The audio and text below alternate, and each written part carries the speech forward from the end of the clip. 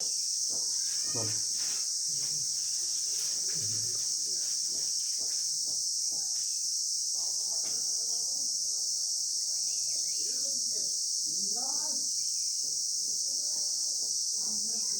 आप लोगों को जो मैं ग्रामर पढ़ा रहा हूँ उसमें टेंस का नॉलेज मैंने आप लोगों को करा दिया। उस हर टेंस की पहचान और किस टेंस में कौन सा सूत्र लगता है, फार्मूला और एग्जाम्पल सब बता दिया और वॉइस बता दिया, एक्टिव वॉइस पैसिव वॉइस।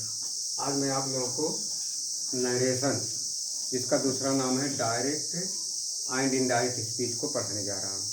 क्या हमारा चैप्टर नरेशन, जिसको हम कहते हैं डायरेक्ट एंड इनडायरेक्ट स्पीच। इसको आपने देखा कि यहाँ दो चीज़ लिखी गई है, डायरेक्ट एंड इनडायरेक्ट। माने स्पीच जो है दो होती है, direct speech and indirect speech. तो सबसे पहले हमको ये देखना है कि डायरेक्ट स्पीच किसको कहते हैं। What is direct speech, we have to learn. Direct speech को कहा जाता है, ध्यान दीजिएगा, जब वक्ता के द्वारा कही गई बात को ज्यों का त्यों या हूबहू पेश करते हैं, तो इस तरह से पेश किए गए ढंग को डायरेक्ट स्पीच कहते हैं। फिर ध्यान दीजिएगा, जब वक्ता के द्वारा कही गई बात को या वक्ता के द्वारा कहे गए कथन को ज्यों का त्यों या हूबहू पेश करते हैं, तो इस तरह के जो है वो सेंटेंस को हम डायरेक्ट स्पीच कहते हैं। और इनडायरेक्ट स्पीच किसको कहते हैं। इनडायरेक्ट स्पीच को जब वक्ता के द्वारा कही गई बात को ज्यों का त्यों ना पेश करके उसको घुमा फिरा करके या व्याकरण के नियमों से जोड़ते हुए अपने ढंग से पेश करते हैं, तो उसको इनडायरेक्ट स्पीच कहते हैं।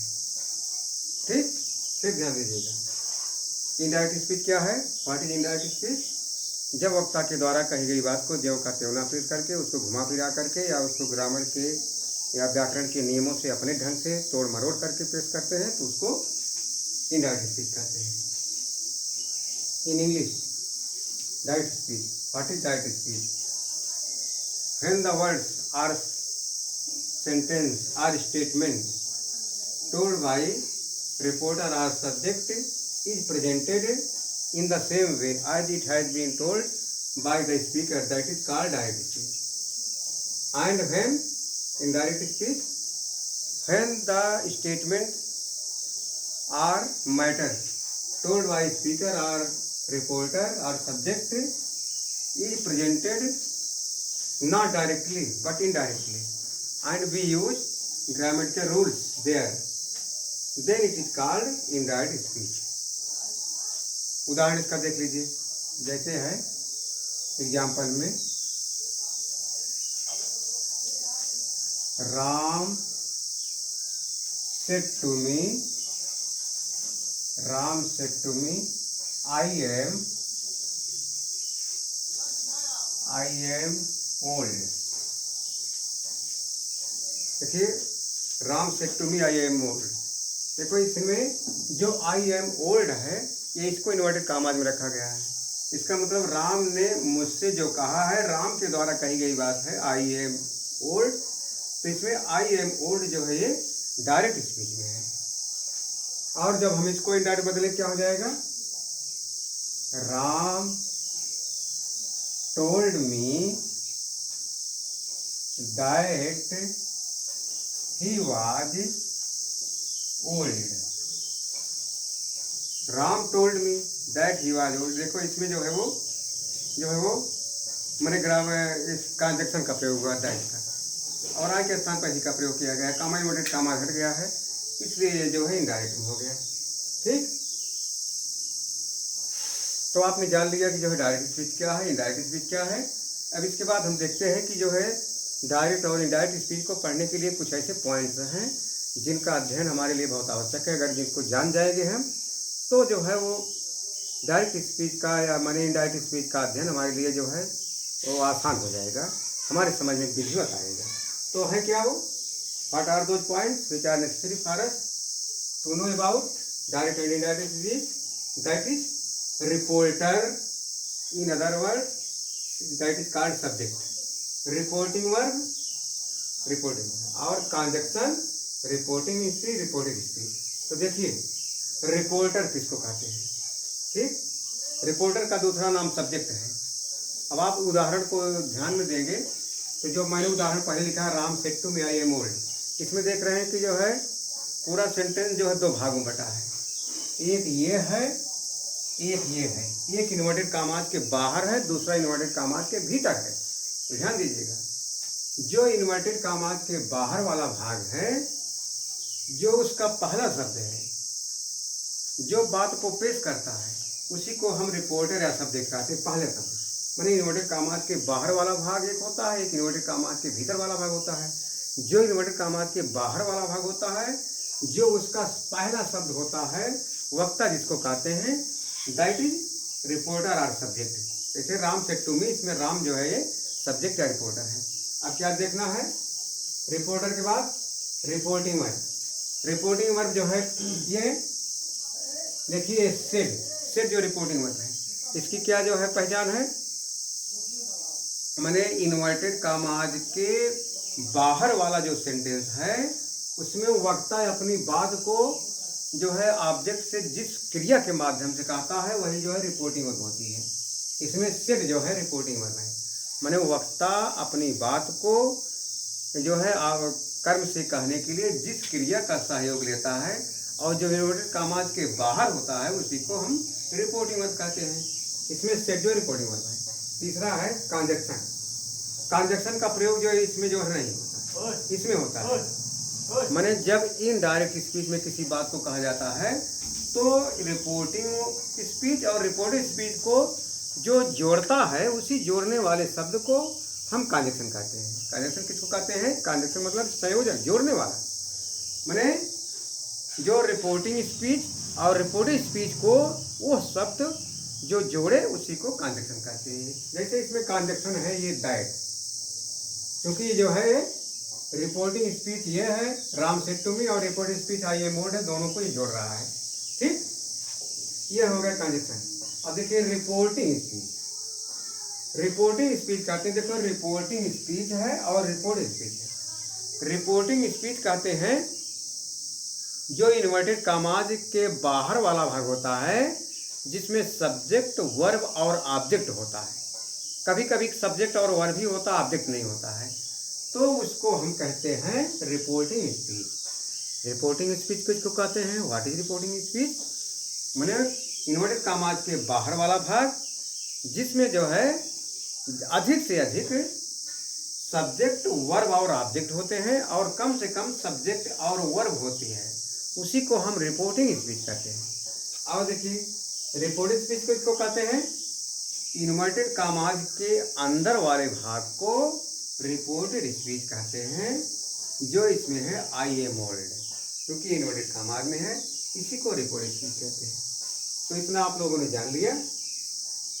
अब हम और आगे चलते हैं, आपको ये बताने के लिए कि जो है डायरेक्ट और इनडायरेक्ट स्पीच में और क्या पॉइंट्स हैं, और क्या बिंदु हैं, और क्या बातें हैं, जो हमको डायरेक्ट और स्पीच पढ़ने के लिए या उसका अध्ययन करने के लिए हमारे लिए आवश्यक है, हमको जो जानना जरूरी है। Let's know it.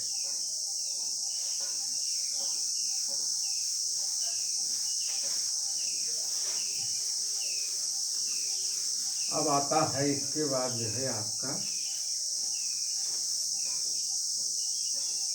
First of all I am going to tell you what points are those which are very important for you to know. देखिए इसमें क्या क्या जानना जरूरी है, डायरेक्ट स्पीच और इनडायरेक्ट स्पीच को पढ़ने के लिए क्या क्या जरूरी है। देखिए इसमें और क्या करेंगे, ओ kinds of sentences, kinds of sentences माने वाक्यों के प्रकार, माने कितने तरह के वाक्यों का अध्ययन जो है डायरेक्ट से इनडायरेक्ट के जो है में ट्रांसफ़र करने के लिए इस्तेमाल होता है, उसको हम जान लें। माने किन तरह के वाक्यों को डायरेक्ट से इनडायरेक्ट में बदला जाता है, या कितने तरह के वाक्य होते हैं। पहला है असर्टिव सेंटेंस, पहला असर्टिव सेंटेंस।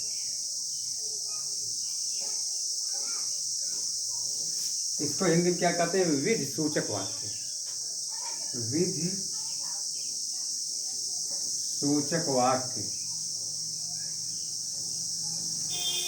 क्या विधि सूचक वाक्य, इसमें कार्य करने के ढंग को बतलाया जाता है, निश्चितता व्यक्त होती है, कोई काम हो रहा है। और दूसरा है इंट्रोगेटिव सेंटेंसेस, इंट्रोगेटिव सेंटेंसेस जिसको कहते हैं प्रश्नसूचक वाक्य, प्रश्नसूचक वाक्य, INTERROGATIV, इंट्रोगेटिव सेंटेंस प्रश्नसूचक वाक्य माने ऐसे वाक्य जिसमें प्रश्न पूछा जाता है, कुछ जानने की इच्छा जाहिर की जाती है, और इसकी सबसे बड़ी पहचान है कि इसके अंत में वो क्वेश्चन मार्क लगा होता है, ठीक। और तीसरा है इम्परेटिव सेंटेंस, इम्पेरेटिव, इसको क्या कहते हैं, इम्परेटिव सेंटेंसेस को आज्ञार्थक,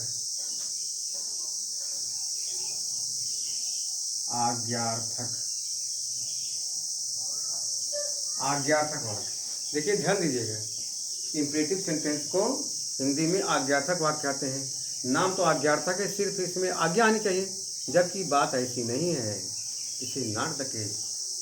इसमें जो है ऑर्डर और सलाह, सुझाव, निवेदन, मनाही, ये सारी बातें आती हैं। क्या क्या? आदेश आता है, सलाह सुझाव आता है, और निवेदन आता है, और जो है परामर्श आता है। इसमें इस सब का अध्ययन किया जाता है। और चौथा है ऑप्टेटिव सेंटेंसेस, ऑप्टेटिव सेंटेंस जिसको हिंदी में कहते हैं इच्छा सूचक वाक्य, इच्छा सूचक वाक्य। इच्छा सूचक वाक्य में क्या क्या? इच्छा सूचक वाक्य में जैसे जो है वो शुभकामना है,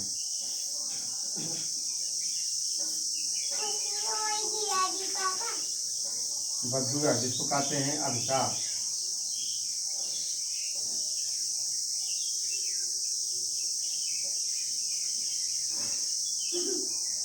नमस्कार, और जो है वो बधाई।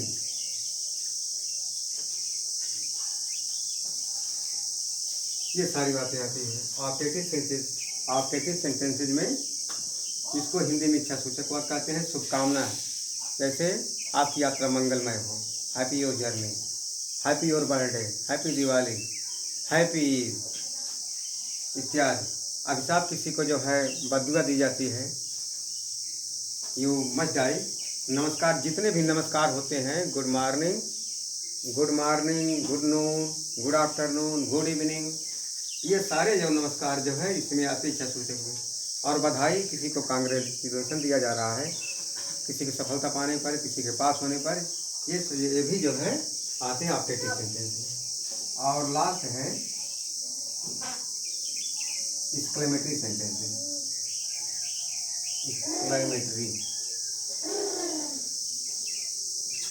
एक्सक्लेमेटरी सेंटेंस को क्या कहते हैं? आश्चर्य सूचक वाक्य, आश्चर्य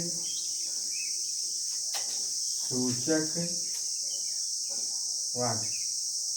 तो इसमें जो है वो हृदय के जो उद्गार है, हृदय कभी कभी आश्चर्य पड़ जाता है, कभी कभी शोक पड़ जाता है, कभी कभी जो है वो शाबाशी देता है। तो ये सारी बातें जो है एक्सक्लेमेटरी सेंटेंस में आती हैं, जिसको जो है आश्चर्य सूचक वाक्य कहते हैं। और इसकी पहचान कैसे? वाक्य के अंत में ये निशान लगा होता है, इसको कहते हैं एक्सक्लेमेटरी मार्क या साइन ऑफ एक्सक्लेमेशन। ये तो जब आपको डायरेक्ट से इनडायरेक्ट बदलना होगा, तो आपको जो वाक्य दिए जाएंगे या आपके सामने जो वाक्य होंगे, तो उसमें से मैंने इसी में से होगा, या तो सेंटेंस आपका डेफिनेटिव का होगा, या तो इंट्रोगेटिव का होगा, या तो इम्परेटिव का होगा, या तो ऑप्टेटिव का होगा, या तो एक्सक्लेमेटरी का होगा।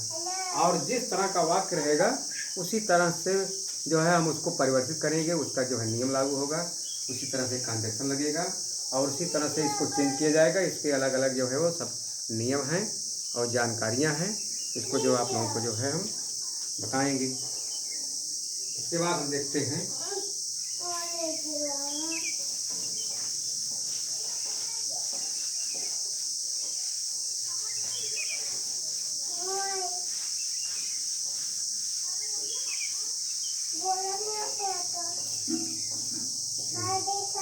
और आप ये जान लीजिए कि वो कितने तरह के जो है परिवर्तन होते हैं इसमें। काइंड्स ऑफ चेंजेस माने डायरेक्ट से इनडायरेक्ट बदलते समय जो है कितने तरह के परिवर्तन होते हैं। इसमें पहला परिवर्तन है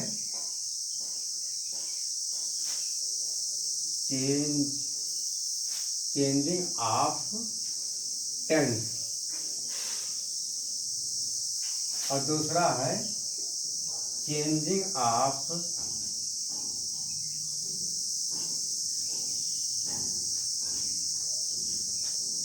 प्रोनाउन और तीसरा है चेंजिंग ऑफ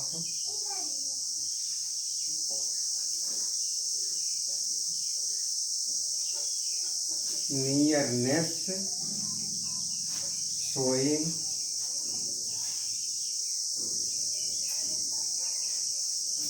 वर्ड। ठीक, तो देखिए जब हम डायरेक्ट से इनडायरेक्ट बदलेंगे तो क्या क्या परिवर्तन होते हैं। चेंज ऑफ टेंस माने जो है टेंस बदलता है। टेंस कब बदलता है? यदि रिपोर्टिंग और हमारी जो है पास्ट टेंस में होगी तो रिपोर्टेड स्पीच का टेंस बदलता है, लेकिन कुछ शर्तों के बाहर का सेंटेंस होता तब उसको हम विस्तृत रूप से अगले दिन बताएंगे। और दूसरा परिवर्तन होता है चेंजिंग ऑफ प्रोनाउन। प्रोनाउन जो है वो जो तीन होते हैं, फर्स्ट पर्सन के प्रोनाउन, सेकंड पर्सन के और जो है थर्ड पर्सन के, ये सब बदलते हैं। वो कैसे बदलते हैं इसको भी जो है हम बात बताएंगे। और तीसरा है changing of nearness showing word माने समीपता व्यक्त करने वाले शब्दों को दूरी व्यक्त करने वाले शब्दों में बदला जाता है। जैसे दिस को दैट में, और जो दीज को दोज में, हियर को देयर में, यस्टरडे को जो है वो प्रीवियस डे और टुमारो को द नेक्स्ट डे, इसको भी विधिवत हम जो है वो बात बताएंगे। ये सारे जो परिवर्तन होते हैं और कब कहाँ कौन सा नियम लागू होगा और कब कहाँ कौन से जो है बात लागू होगी, इसको जो है हम बात बताएंगे। और जो है वो इसको आप देख लीजिएगा।